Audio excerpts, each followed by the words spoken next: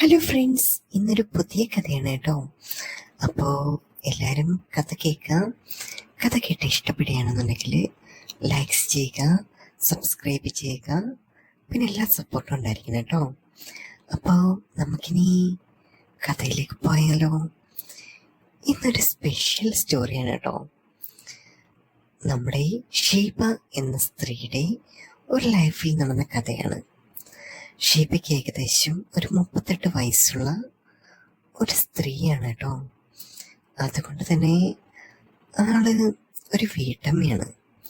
വീട്ടമ്മ എന്ന് മാത്രം പറയാൻ പറ്റില്ല. ഹസ്ബൻഡിൻ്റെ ചില ബിസിനസ് കാര്യങ്ങളിൽ അത്യാവശ്യം നല്ല രീതിയിൽ സഹായിക്കുന്ന ഒരാളാണ് നമ്മുടെ ഷീബ.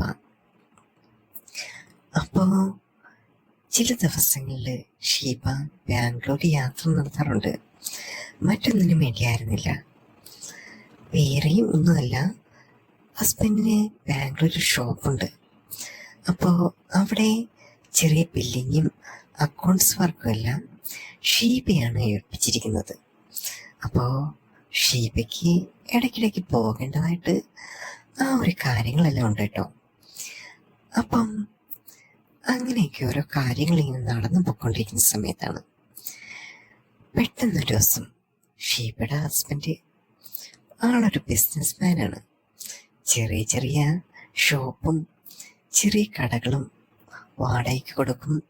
അതെല്ലാം ഉണ്ടെങ്കിലും ആളത്യാവശ്യം വലിയൊരു ബിസിനസ് മാനാണെന്നാണ് പുള്ളിയുടെ വിചാരം.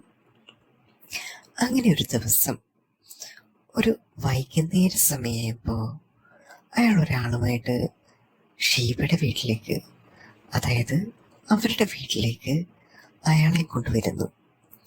വന്ന് കണ്ട സമയത്ത് തന്നെ ഷീബ ഞെട്ടിപ്പോയി. എന്തിനായിരിക്കും ഇയാളെ ഇങ്ങോട്ട് കൊണ്ടുവന്നേ എന്നിങ്ങനെ ഷീബ വിചാരിച്ചു. പെട്ടെന്ന് ഹസ്ബൻഡ് പറഞ്ഞു, ഇയാള് ഏകദേശം ഒരാഴ്ച ഇവിടെ ഉണ്ടാകും. അപ്പോൾ എല്ലാ കാര്യങ്ങളും നീ തന്നെ നോക്കണം എന്ന് ഷീബയോട് ഹസ്ബൻഡ് പറഞ്ഞിട്ട് മുറിയിലേക്ക് പോയി. പെട്ടെന്ന് ഷീബയുടെ മനസ്സിൽ ഇങ്ങനെ തോന്നി, ചേട്ടാ ഇങ്ങനെ തന്നെ നോക്കാൻ വയ്യ, ഇനിയാണ് ഓരോരുത്തന്മാരെ ഇവിടെ വിളിച്ചുകൊണ്ട് വന്നിരിക്കുന്നത്, മനുഷ്യന് ദേഷ്യം വരുന്നുണ്ട് എന്ന് ഷീബ മനസ്സിൽ വിചാരിച്ചു. അങ്ങനെ ഷീബ എല്ലാം കഴിഞ്ഞ് അടുക്കളയിലേക്ക് പോയി. ആ സമയം ഒട്ടും പ്രതീക്ഷിക്കാതെ തന്നെ തേണ്ടുണ്ട് ആ മനുഷ്യൻ അടുക്കളയുടെ ആ ഒരു വശത്ത് നിൽക്കുന്നു. ഷീബ ആ സമയത്ത് ചോദിച്ചു, എന്താ ഇവിടെ നിൽക്കുന്നേ? അതെനിക്ക് കുറച്ച് വെള്ളം വേണമായിരുന്നു, വെള്ളം എടുക്കാൻ വേണ്ടിയിട്ട് വന്നെയാ. അപ്പോൾ ഷീബ മറുപടി പറഞ്ഞു, വെള്ളം വേണമെങ്കിൽ ഞാൻ മുറി കൊണ്ടുവച്ച് തരുമായിരുന്നല്ലോ, എന്താ എന്ന് ചോദിച്ചു. അപ്പം തന്നെ അയാൾ തിരിച്ചു പോയി. ഷീബ അടുക്കളയിൽ നിന്നും കുറച്ച് വെള്ളം ഒരു ബോട്ടിലാക്കി മാറ്റി ശേഷം അയാളുടെ മുറിയിലേക്ക് കൊണ്ടുവരുന്ന സമയത്ത് ഷീബ മുറിയുടെ വാതിലിൽ മുട്ടാൻ മറന്നില്ല. മുട്ടിയ സമയത്ത് തന്നെ അയാൾ പുറത്തേക്ക് വന്നു. ശേഷം ഷീബയെ കണ്ടു. ഞാനിവിടെ നോക്കി നിൽക്കുകയായിരുന്നു, കുറേ നേരമായിട്ട് നല്ല ദാഹമുണ്ട്, അപ്പോൾ ഇത്തിരി വെള്ളം കുടിച്ചിട്ട് അങ്ങനെ കിടക്കാമെന്ന് വിചാരിച്ചു, അതാ ഇത്രയും നോക്കിയത് ഞാൻ. പെട്ടെന്ന് ഷീബ മറുപടി പറഞ്ഞു, വെള്ളം തിളപ്പിക്കാനുള്ള താമസം ഉണ്ടായിരുന്നുള്ളൂ, പിന്നെ പതുക്കെ കൊണ്ടുവന്നാൽ മതിയല്ലോ എന്നുള്ള മറുപടി പറയുന്ന സമയത്ത് അയാളത് കേട്ടോണ്ട് നിന്നു. കുറേ സമയം കഴിഞ്ഞപ്പോൾ അയാളുടെ ഹസ്ബൻഡ് വന്നു ഷീബയുടെ.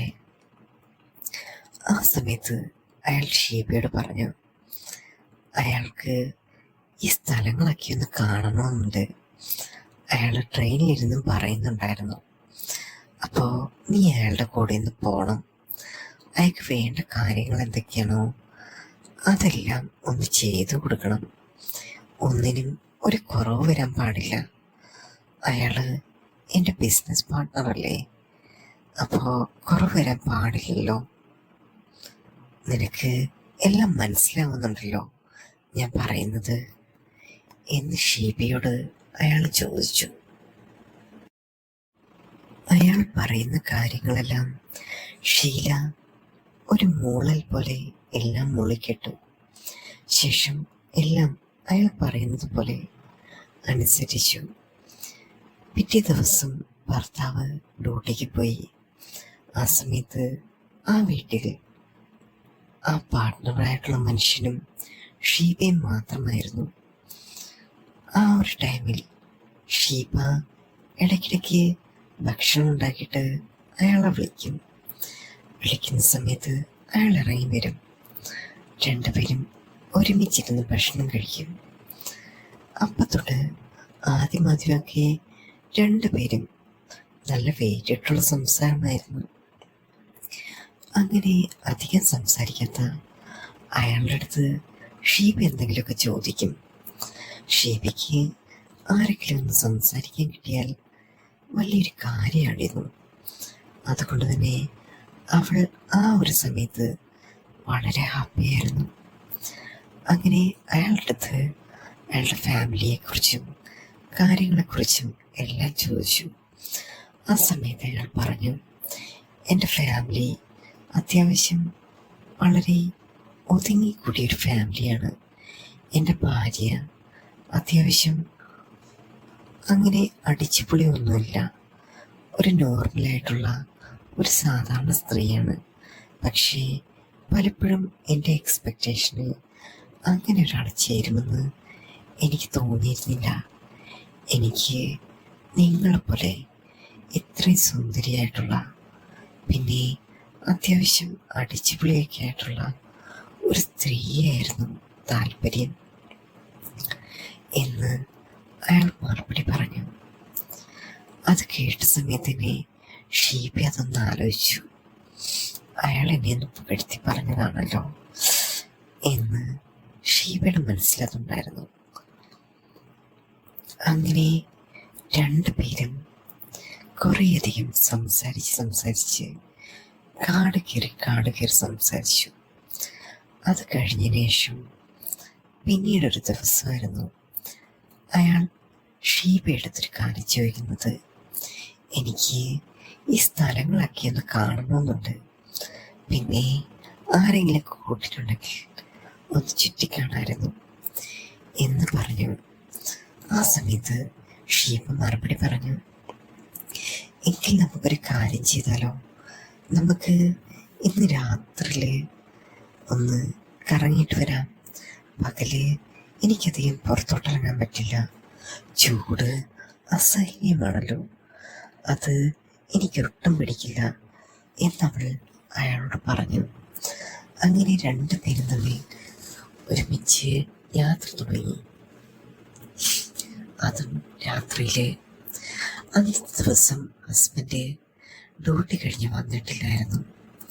അപ്പം തന്നെ അവൾ അയാളോട് പറഞ്ഞു, നമുക്ക് ആ ഒരു മണലാരണ്യ കടലിലേക്ക് പോയാലോ, അവിടെ നല്ല നല്ല അനുഭവങ്ങളുണ്ട്, എനിക്ക് നല്ല നല്ല മെമ്മറീസ് കിട്ടിയ സ്ഥലമാണത് എന്ന് പറഞ്ഞപ്പോൾ അയാളും അവളുടെ കൂടെ കയറി. ആ ഒരു മണലാരണ്യം പോലുള്ള ബീച്ചിലേക്ക് പോയി. രാത്രി ആയതുകൊണ്ട് തന്നെ അവിടെ ആരുമില്ലായിരുന്നു, അവർ രണ്ടുപേരും മാത്രം. അതുകൊണ്ട് തന്നെ കടലിൻ്റെ ഒച്ചയും ആ ഒരു ശബ്ദങ്ങളും രണ്ടുപേരും കേൾക്കുന്നുണ്ട്. അവൾക്ക് അതൊക്കെ ഒരുപാട് ഇഷ്ടമാണ്. അത് അവൾ അയാളോട് പറഞ്ഞു. അയാൾ ഒരു നിമിഷം കൊണ്ട് തന്നെ പറഞ്ഞു, എനിക്കും ഇങ്ങനെയുള്ള കാര്യങ്ങളൊക്കെ ഒരുപാട് ഇഷ്ടമാണ്, പിന്നെ ആരെങ്കിലും കൂട്ടിട്ടുണ്ടെങ്കിൽ ഇതൊക്കെ ഒരു ത്രില്ലാവാൻ തോന്നുള്ളൂ എന്ന് അയാൾ അവളോട് പറഞ്ഞു. അവൾ ആ നിമിഷം ഒന്ന് പുളകിതയായി. കാരണം കടലിൽ നിന്നുള്ള കാറ്റ് നല്ല കുളിർ പോലെ അവിടെ കടിക്കുന്നുണ്ടായിരുന്നു. അവൾക്ക് അതൊക്കെ ഒരുപാട് ഇഷ്ടമാണ്. അതവൾ അയാളോട് പറഞ്ഞു. അയാൾ അത് കേട്ട സമയത്ത് തന്നെ ഒന്ന് പൊട്ടിച്ചിരിച്ചു. കാരണം അവളുടെ സംസാരവും കാര്യങ്ങളൊക്കെ അയാൾക്കും ഒരുപാട് ഇഷ്ടമായിരുന്നു. അങ്ങനെ രണ്ടുപേരും കടപ്പുറത്ത് അങ്ങനെ നിൽക്കുന്നു. ആ ഒരു നിമിഷം രണ്ടുപേരുടെ മനസ്സിൽ എന്തൊക്കെയോ തോന്നി തുടങ്ങിയിട്ടുണ്ട്. അങ്ങനെ ഈ ഒരു കഥയുടെ അടുത്ത ഭാഗം ഉടൻ അപ്ലോഡ് ചെയ്യുന്നതായിരിക്കും. കഥ കേട്ട് പ്രോത്സാഹിപ്പിക്കുക.